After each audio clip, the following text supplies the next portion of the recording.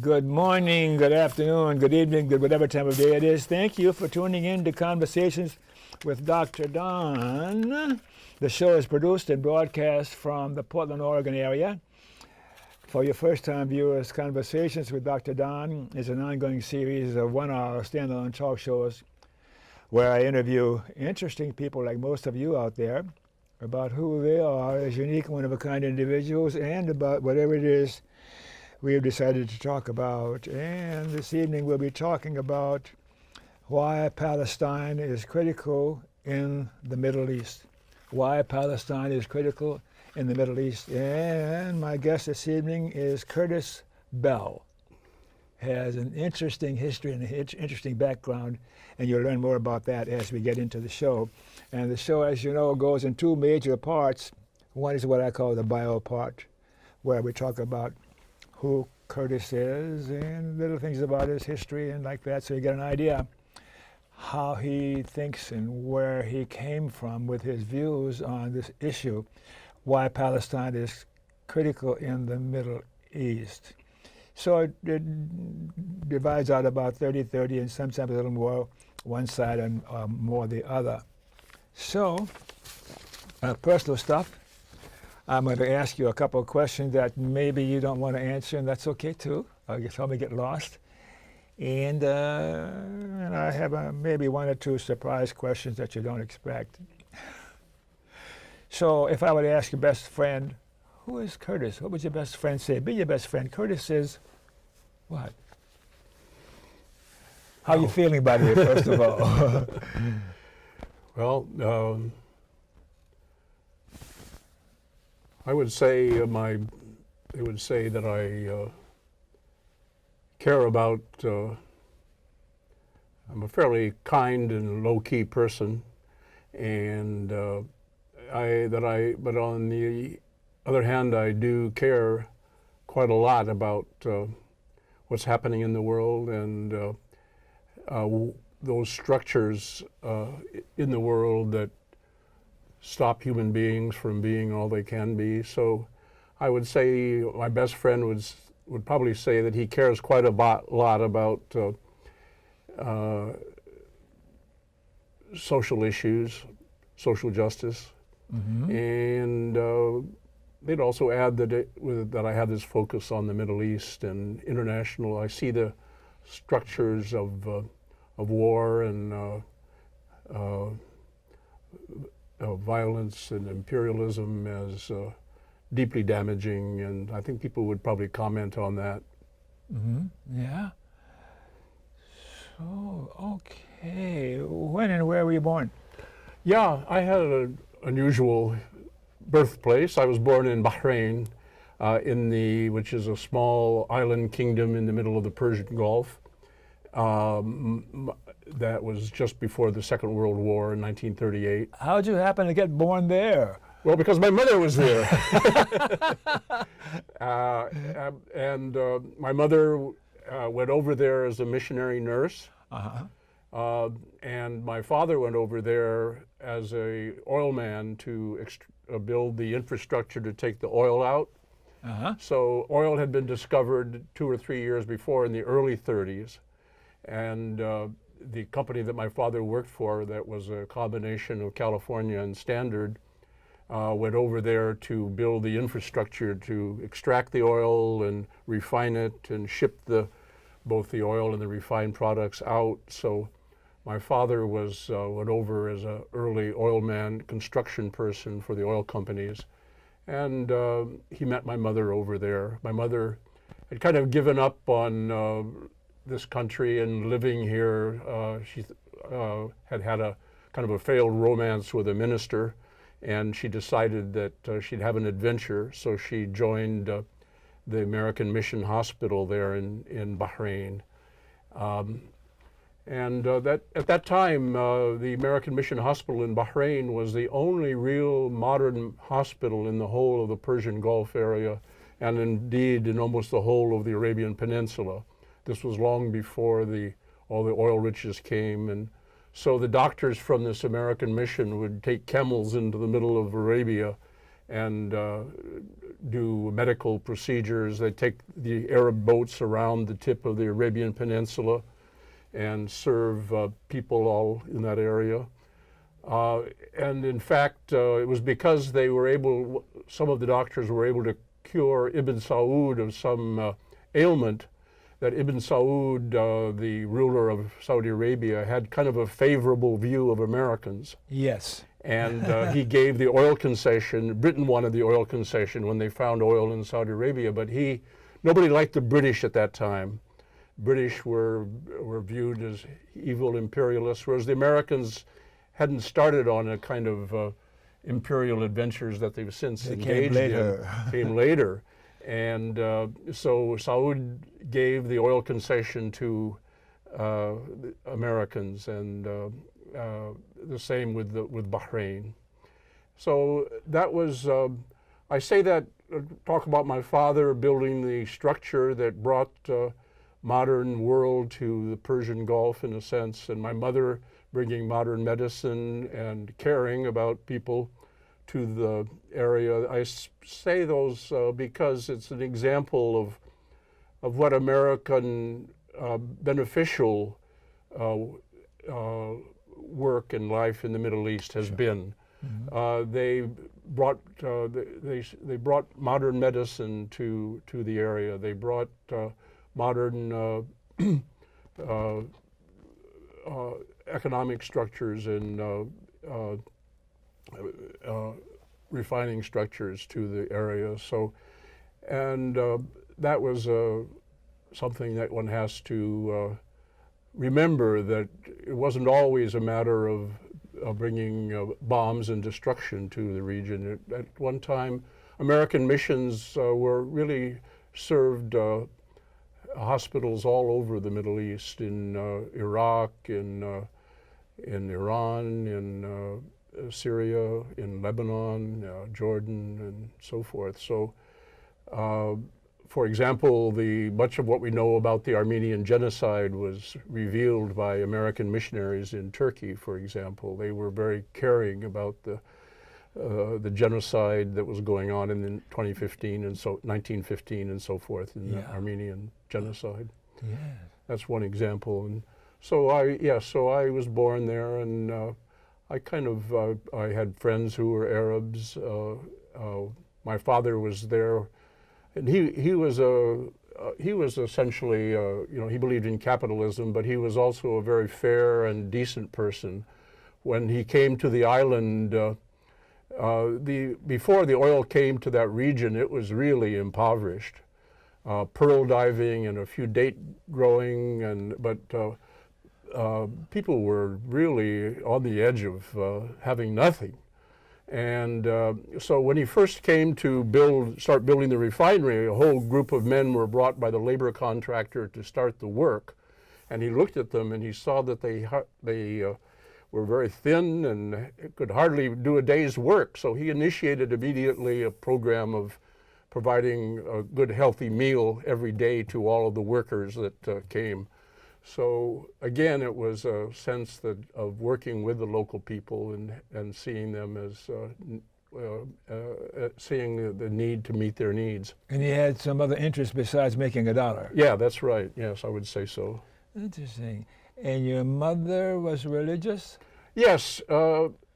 She never beat the Bible, but she also didn't believe in evolution, for example. She said she'd believe in evolution when she saw a monkey turn into a person. And so we had some discussion about that. But she believed in a pretty fundamentalist set of beliefs. We read the Bible, a child's version of the Bible, every day. So I know the Bible stories. Sure. Yeah. Okay. And why were you born? Pardon? Why were you born? Why was I born? Yes. Well, I suppose my parents made love was one of the good reasons, but 9 months before I was born. Yeah, but sometimes people have other speculations as to why they were born, philosophically or something. Yeah, no, I don't really. I don't see myself in such a glorious context. I was born to be nice. Well, that's good. That's what Mama taught me, anyhow. So then the Italians began bombing the refinery as the Second World War was beginning. They were flying in from Ethiopia. And I remember those times. we had to, so they evacuated all the Americans, and our family spent the war years in Michigan, and then we went back to Bahrain after the war. And how long did you go back and stay there? Pretty much until high school. But then when I had a year's school in South India, and then when I was 14, the small company school no longer had programs for the older children, and I went to boarding school in Beirut, in Lebanon, which was also a wonderful experience. I must say how much I benefited from and enjoyed being in Beirut as a student. And there too, the school I was at was associated with the American University of Beirut. It was there. It was founded as a school for the children of professors of the American University of Beirut. And there too, the American University of Beirut was founded in about 1860 or so by American missionaries, Presbyterian missionaries. And they formed a really excellent university. And it became one of the prime universities of the Middle East. People from all over the Middle East came to the University of Beirut for training as physicians, as engineers, in the humanities. It was a center of real learning. And there again, one can look and say that here was something that America did that was very positive, that it created a first-rate university in the region that was used by all the people there. So once again, like some of the hospitals that were formed by American missions and the universities, and there were schools also. The Presbyterians, the Quakers, the Episcopalians had schools in Palestine and Jordan and Lebanon. Lebanon was called the Garden of Beirut or Lebanon is. Garden something of the world or something. Yeah. Something like please that. Go ahead. Yeah. But it was a wonderful place to be a young person. There were like probably 10 different religions, probably 15 different ethnic groups, Shiites and Sunnis and Druze, Catholics, Maronites, Greek Orthodox. Living side by side. All living together, yes. And with, of course, tensions which finally broke out in the Civil War that began in 1975. But my general perspective is if Lebanon, with all these different peoples, languages and religions and ethnic groups, if they can make a future for themselves, if they can, then the world can. Do you have any knowledge of the languages that you were exposed to? Well, that's a good question. So that's another side of, unfortunately, the story of American business and so forth in the region isn't perfect by any means. But I lived largely in what we would call an expatriate bubble. Yes. In Bahrain, there was a camp that actually Bahrainis didn't live in, only white people, Americans and Englishmen and white South Africans. Sure. And then in Beirut, it was a school. We had some Lebanese in our school, but most of them were children of Americans. And so I lived kind of in an expatriate bubble. I don't know if I'm going on too long about this. You're going on fine. So I didn't, unfortunately, so I was in an American school in Beirut, and we didn't even have a class in Arabic. So I learned a few words, but nothing real. I'm now taking some Arabic. I felt, as I look back, I saw all these squiggles on the walls, and now I can at least read Arabic. I can't speak it yet, but I can at least read it. What an interesting human being you are. Yeah. I come back thinking about I was in the occupation in Yokohama, at the end of World War II, and I remember I was in the military, of course, but then the civilian, the officers' families had like enclaves in Japanese cities and like that. And then it was interesting because I learned just enough of the language to get along, and by going to the cabarets and that sort of a thing, the cultural events too. But my mind went back to there for a minute as I was listening to you, paying full attention to what you're saying, because it's very interesting. So I heard this language around me. Beirut was a very cosmopolitan city. Most people spoke French or English as well as Arabic. So I didn't really need Arabic, but since then I've regretted that when my mind was much more able to learn, that I didn't learn the language, because it's a language is a world, right? Oh, yes. So if you have a language, you have a world opening to you. Yeah. Yeah. Amazing, those things we look back on and we missed. We couldn't get everything in. No. But I loved I loved the history there. Almost every conquering peoples of the Middle East has gone through Lebanon at one time or another, from the Egyptians, the Hittites, the Babylonians, the Assyrians, the Persians, the Crusaders, the Muslims, the Romans, the Greeks. They're all there, and they've left ruins of one kind or another. So and every other week or so we would have a field trip to some interesting historical site. Mm-hmm. So that was a wonderful part of being in Lebanon. The whole history of our formative part of our formative human civilization went through there. And another thing that happened to me there was a kind of I would say I was imprinted on the Palestinian issue there also, because I went there as a freshman in high school in 1952, which was just 4 years after 750 to 800,000 Palestinians were pushed out of what is now Israel. Yes.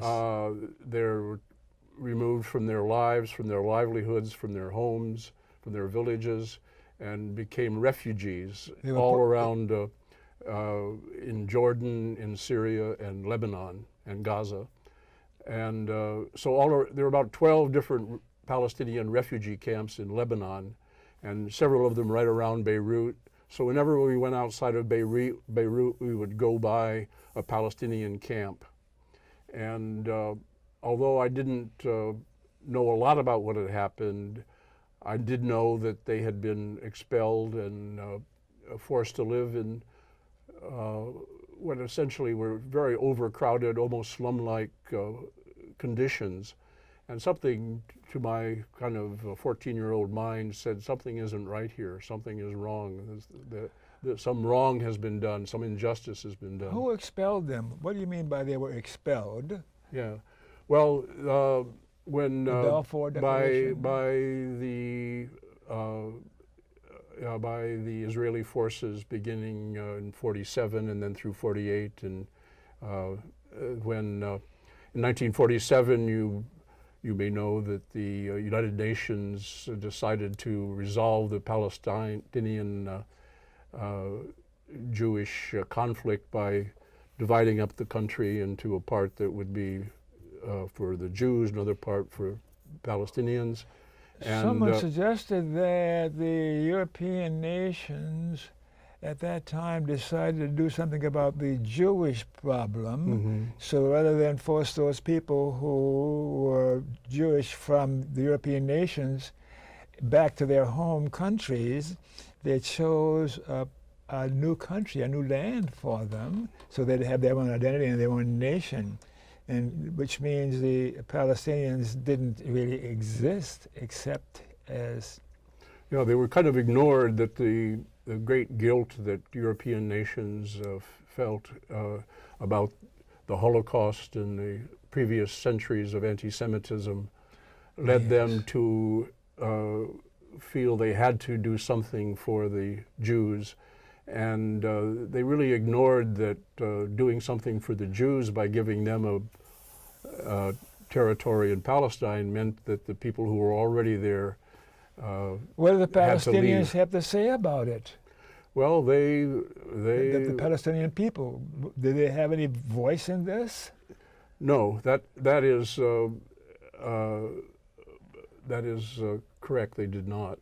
They that even happened, you know, when in 1917, after the First World War, the British said in something called the Balfour Declaration, yes, we will look with favor on the forming of a home for the Jews in Palestine. yes. And and then after, when the United Nations, which was very strongly driven by the United States and Russia and Europe in 1948, said this much will be for the Jews and this much for the Palestinians, there was never any voting or asking whether the Palestinians wanted to give up. So the division was made, and the part that was given to the Jews at the time was still a majority Palestinian. It was most of the people living in that section were Palestinian, and the Jewish people who were trying to make their own country began an effort to expel the Palestinians from that area. They saw, you know, the terrible, terrible things that were done to Jews. The Holocaust, of course, being the culmination of years of anti-Semitism, led to the Jewish people feeling we are justified, we have been treated so badly that whatever we do to this other people is tiny in comparison to the need for us to have a place where we feel safe and so forth. So, but that really wasn't right. That led to this so the suffering of one people led to the suffering of another people. Yeah. So what's the Zionists? Who are the Zionists compared to the Jewish people in that area? Well, Zionism has become the idea that the Jewish people have a right to the area that is now Israel, or that they define as Israel, and that will be a Jewish state, and that Jewish people will have the priorities and will be considered as a Jewish state. So Zionism began as a kind of, in the nationalism of the late 19th century, began as an idea that the only way that we can feel really safe is to have a country of our own. So Jews were a minority in different countries of Europe, and the idea began to grow among them that the only way that we can feel really strong and safe is to have a country of our own. And they settled on Israel for historical reasons, but they didn't really understand, or they didn't really broaden their vision enough to see that there was already another people living there. So there's a very classic story that is very interesting, that when the Zionism was young in the early years of the 20th century, several rabbis went to Israel to look at the territory, and they wrote back to the Zionist collective in Europe that the bride is beautiful, but she's married to another man. So that's a classic story about this, that the Zionist drive to establish a country of their own for Jews meant that the people that were already there were deprived of their country and their rights. Nowadays, would you consider yourself a Zionist? Absolutely not. No, I would say I'm anti-Zionist. Yeah. But are you anti-Semitic? And it, very, very interesting. One of the major, a very large group called Jewish Voice for Peace. Yes. Is a very strong group now. You might have one of them on one of these days. Yeah. Maybe you already have, but they feel like their deepest Jewish values, which have to do with compassion and sharing and accepting the stranger as equal to you, and deep humanistic values, that those humanistic values are violated. These are what the people of Jewish Voice for Peace feel by Zionism and by the effort to make Israel and that whole region exclusively Jewish. So Jewish Voice for Peace has just recently come out with a very strong statement saying that they are anti-Zionist, which is a very big deal because that puts them in conflict with the whole ideology of Israel and the ideology, in fact, of a great many American Jews. Yes. But Jewish Voice for Peace is they have like 200,000 or 300,000 people on their mailing list. It's a growing organization of Jews. You're on it? Of course. Okay, great. I'm talking too much here, probably. All right, then let's see. I can ask you a few more questions. The bio segment. So we talked about your cultural heritage, and do you have a religious preference nowadays? You're Presbyterian practicing, or what? I'm an atheist, basically, but I am a member and have been for 30 years or so, a member of the Unitarian Universalist faith. I've been there too. I know, I've seen you there, I couldn't be a member. What Unitarian Universalism is what's called a non-creedal religion. You don't have to say I believe in this and I believe in that. I couldn't do that, but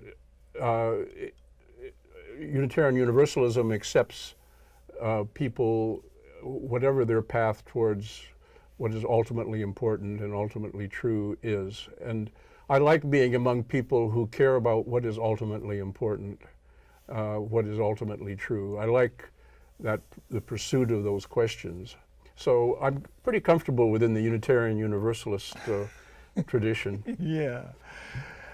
And say a few words about your formal education. You touched on it a bit here and there. So I came back to, after high school in Beirut, graduated there and I went to college, and I planned on being a psychiatrist. And I, in fact, went to medical school for 2 years. But in medical school, I couldn't quite feel myself in psychiatry, that I didn't think perhaps I wasn't quite mature enough to sit with somebody who is in deep emotional or their emotional problems and to hear them out and offer whatever I could. I felt it wasn't very appealing to me, and maybe I wasn't quite ready to do it. But all of my classes in medical school about the brain I liked very much. So I changed and became very interested in the nervous system, and I left medical school to go to graduate school to study the nervous system. And I got a PhD finally in neuroscience. And that was my professional life. I came to an institute here in Portland at Good Samaritan Hospital, and then that institute ultimately became was taken over by the medical school, by OHSU, and so I ended my career as a neuroscientist at OHSU. How'd you happen to get so smart? Where'd you get most of it from your dad? I wish I were. I wish I were. No, I'm not so smart. I was able to get grants to support my research in a small laboratory. I wasn't among the top tier by any means of neuroscientists. I was in the second tier, but I feel pleased with the contributions I made. Well, you're 2 or 3 standard deviations, or maybe more, than the mean. I'm a psychologist. I know this stuff. And it's a fun thing that I do. I don't do it anymore. I just administered batteries of tests, in evaluating a person, and the DSM and all that stuff. And I had a measure of IQ, which is pretty basic. And I found that I would spend the first 3 minutes with a patient for the first time, or a client, and guess at their IQ and the standard thing at the time. And You got pretty close? yes. And this is when I discovered that I was a couple of standard deviations above the mean, too. Okay, good. Which means I can find and sense even if someone is brighter than me, but then I don't pick a fight with them because I'll lose. So it's a fun thing that I do. It's just a fun thing for me. There are always students who are a little faster in math than I, so I never felt of myself as very smart, but I was smart enough. Okay. We know what you did for your work. And do you have a partner, a boyfriend, a girlfriend, a husband, or one of those? I have a wife, Okay. a wife and a daughter, and now I have a granddaughter. I think you have 8 grandchildren, isn't that right? Well, I lost count. Lost count? And great-grandchildren. And great-grandchildren. Of course. Oh, wow. Well, I started very late with a child, and then now my granddaughter, here I am 80, and the granddaughter is only a 1.5, so I'm way behind you and most people in the grandchild race. Do they like Grandpa? Pardon? Does your grandchild love Grandpa? Yeah, she seems to. Unfortunately, I feel really bad that they live far away. They live in Missoula, Montana right now. Mm-hmm. So I can't see my little granddaughter change and grow like I would like to. Your political persuasion, that's a dumb question. Are you left, right, center, or what? Would you place yourself on I the would say continuum? I'm far to the left of center. Yeah. Why? I feel like we need another world. Another world is possible that isn't dominated by greed and power and struggle for power. That we need a world that respects people and has compassion for people, and we don't have that. We have a world that is indifferent really to people, I feel, and in its basic structures. Yeah. Memberships in political, social, or civic organizations, any of those worth mentioning to the viewers? I'm Unitarian? within the Unitarian Church. I took a trip maybe 6 or 7 years ago to Palestine with an organization called the Unitarian Universalists for Justice in the Middle East, because I was very interested in Palestine. And when I came back, they asked me to join the board, and since then, for the last 2 years, I've been the president of a national organization of Unitarian Universalists that are particularly engaged on Palestinian human rights. Mm-hmm. So we have chapters around the country. And any persons from the past or alive today that you particularly look up to or admire? Any persons come to mind? Oh, there are many. Mm-hmm. The great intellectuals like Einstein and Darwin and Marx, and political people like Ralph Nader and Fidel Castro. I'm just reading a long series of interviews of Fidel and Ignacio Ramonet, and he was an absolutely extraordinary figure. There are many people that I have great admiration for. Amy Goodman of Democracy Now! Yeah. Medea Benjamin of Code Pink, always out there. How about Gandhi? Seymour Hersh. Seymour Hersh, of course. The people that tell the truth, people that work for a better world, people that have brilliant insights into the operation of the world. I cannot fathom how Einstein could understand that space is curved. I understand a curve in space, but that space itself is curved and distorted by gravity. I mean, these ideas are so creative that I can hardly get a hold of them. What is doing good? What does that mean? You say, doing good is something that's of Well, use. you're doing good. You're spreading word about all kinds of useful activities and useful things that I think anything that makes the life of human beings better is a kind of doing good. I think my father did good by feeding the workers. My mother did good by caring for patients in the hospital. I do a little good by bringing people's attention to Palestine. I don't know, it's hard, it's easier to give examples than to make a general definition. What would you, may I throw the question back at my interviewer, what would you say doing good is? And every opportunity to, and I've had a lot of practice with this, doing with different guests, you know, is being with another human being in a fashion where when they're out of my presence or I'm out of their presence, they feel better, they feel good, they feel more worthwhile. That's doing good. Being kind. Being kind. Is what Mama always said. I'm the 12th child, you know. Yeah, above all, be kind. There's somebody that said that, something like that. Mm-hmm, mm-hmm. All right, now let's take a break here because I'm running late because you were so interesting in your personal story. I talked a little too much, but... I don't think so.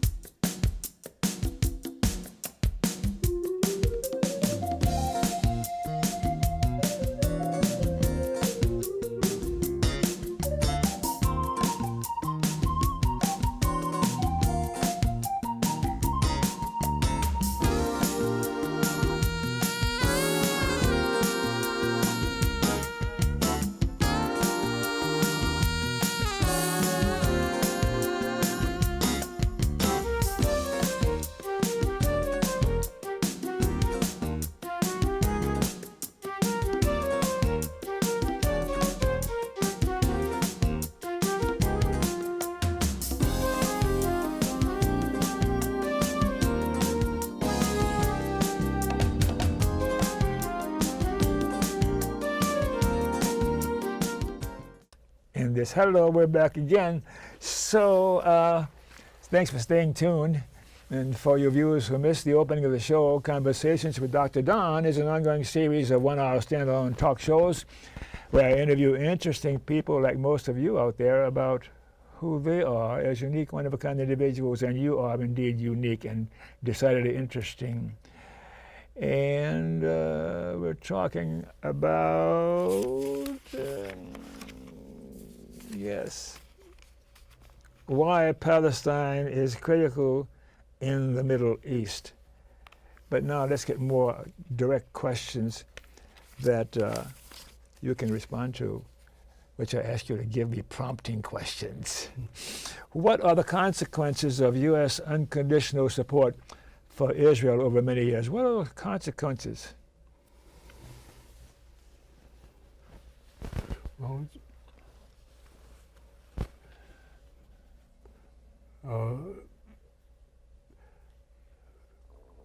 I like to view what's happening in the Middle East as kind of like a combination of Israel and the United States together causing massive disruption, mayhem, and indeed suffering over the past many years. So it's not just Israel and it's not just the United States. They have worked together, but the support that the U.S. and Europe gave immediately to Israel led to what we were mentioned before, what is referred to by the Palestinians as the Nakba, the catastrophe, where, as I say, 750,000 Palestinians were uprooted from their homes, driven out of their shops, out of their businesses, out of their homes, into camps around what is now Israel. And the U.S. supported that. The U.S. has supported Israel after it in the '67 war, where it took over the West Bank and East Jerusalem. What about the UN resolutions through the years? So there have been many resolutions that that have said that the taking of the land of the West Bank and East Jerusalem is illegal, and Israel must return to what are called the 48 borders, the so-called Green Line. Yes. But some of Israel has ignored that, and there have been no consequences, and any consequences that have been proposed have been vetoed by the United States. So the United States has given cover to Israel's behavior, and so including wars of Israel that we know that Israel has had several wars on Lebanon.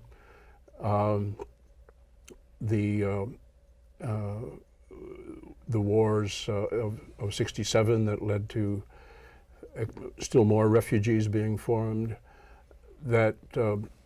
So we can look at consequences in the surrounding countries also, that in order to make a strong peace agreement between Egypt and Israel, the United States still provides about $2 billion a year in military aid to Egypt to keep Egypt pacified and non-threatening to Israel. So the consequences of U.S. unconditional support for Israel have led to a great deal of suffering on the part of Palestinians, and to a degree on people in the surrounding area through the wars on Lebanon. Like 30,000 Lebanese were killed in the 1980s in the Israeli war on Lebanon. So those are some of the consequences for Palestinians. Perhaps that's enough about that particular. The consequences of a U.S. war on Iran. Well, similar to a war in Iraq. Is it similar to the consequences of the U.S. war in Iraq? Yeah, I think that U.S. support for Israel has extended to other countries. That there's a book by Mearsheimer and Walt that makes the case that one of the reasons, not all, there were many reasons for the U.S. war in Iraq, but one of the reasons, according to Mearsheimer and Walt, one is a professor at University of Chicago, another at Harvard University, that the drive for the war was in part to make Israel safe, to reduce the threat that Iraq could pose to Israel. So I think it was also true that we wanted to go into Iraq in order to get closer to threatening Iran, and also to get control of oil in Iraq. So there are a number of reasons why we invaded Iraq, but the consequences of that war, I think we don't always realize the consequences of war. For after the war in Iraq led to the creation of 5 million refugees that fled into Jordan and Syria. And so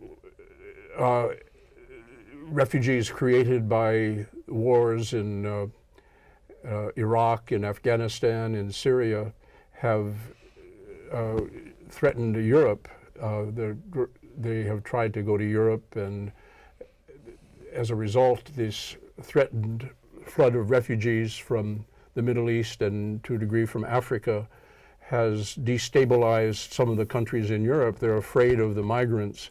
So one of the kind of consequences of the war in Iraq was the creation of refugees, B, the war in Syria. Most would say that the war in Syria would not have occurred without the war in Iraq. The war in Iraq allowed ISIS to develop because we favored the Shia over the Sunni in Iraq. So wasn't there a motivation to be sure that no Arab or other peoples in that area could become strong enough to challenge the hegemony of Israel? And the hegemony of the United States. And yes, of course. Yes. So I think that is probably at least one of the causes of the war in Iraq, that we wanted to reduce the threat of Iraq to Israel. And as we all know, Israel has also pushed very hard for a war on Iran, and that would be an even more disastrous situation than a war in Iraq. Iran is a much stronger, much better organized, much more developed country than Iraq. A war there would really be awful. When the war in Iraq was winding up, I remember that the foreign minister of Egypt, his name was Amri Musa, he gave a talk at the Child Center over at the University of Portland, and he said a war in Iraq would open the gates of hell. And well, we can think that really happened, with maybe almost 1 million Iraqis killed, almost 5,000 Americans killed, probably 25,000 Americans badly wounded. And no WMDs. And yes, that was based on basically, well, lies. Of course. That in the summer of 2002, there was this famous Downing Street memo that was revealed somewhat later, saying that the decision has been made to go into the war in Iraq, and this was like 9 months before the war began. We'll just have to cook up the intelligence to justify it.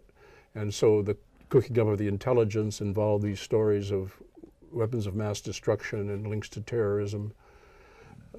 Still another kind of consequence of U.S. support for Israel, unconditional support for Israel, is the antagonism that evoked in the Arab world generally, in Egypt, Jordan, Syria, Iraq, and so forth, so that it's not very thoroughly discussed, but I think there is evidence that Osama bin Laden's antagonism toward the U.S. and the antagonism of some of the people that attacked New York in 9/11 was based on the treatment of the Arab people of Palestine by Israel. Yes. There have been interviews with Khalid Sheikh Mohammed, one of the masterminds of the 9/11, and Osama, saying that their anger at the U.S. was in part the way in which the Arabs of Palestine were treated by Israel and the United States. Mm-hmm. So our whole thing, none of this is too simple to blame only one source, but I think one has to say that this is one of the sources. You can't blame all of the problems in the Middle East by any means on Israel and the United States, but if those weren't there, things would be a whole lot better. Yeah. What might be a solution to the Palestinian issue? And I want to say, a couple of times you've said Israel, and earlier on you had a qualifier to Israel. And I'd like, whenever you talk about Israel or a so-called Israel, or some sort of modifier, so that we recognize objectively that Israel is not a formal state or independent country. Well, there's no question that Israel is to me, a formal state, an independent country, but it's based on a level of oppression of one ethnic group by another group, which is in fact the essence of Zionism. And so anyway, that's so I'd like to just kind of some say that why does the U.S. give all this support to Israel?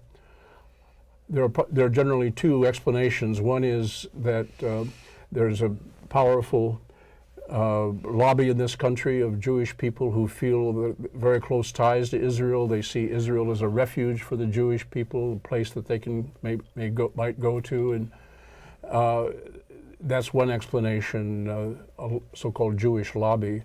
Another explanation is that Israel is a kind of is a Western state that is tightly linked economically and intellectually and to the United States. General Alexander Haig called Israel the largest aircraft carrier that we have, and we don't even have to pay for it, and it's manned by other people. So I think the idea that Israel is a kind of a place where we can rely on to have a staging ground for and to influence the whole Middle East is a big part of why we support Israel. So it's not just because there are people in the United States that support Israel, it's because U.S. Strategic interest to control the Middle East sees Israel as a big asset. Wouldn't it be practical if we were to declare Israel, so-called Israel, a 52nd state of the United States? That's I've heard that, but anyway, that's you can't blame all of what's happening in the Middle East. Like Saudi Arabia's attack on Yemen is not very beneficial to Israel, really, for example. But our support for Saudi Arabia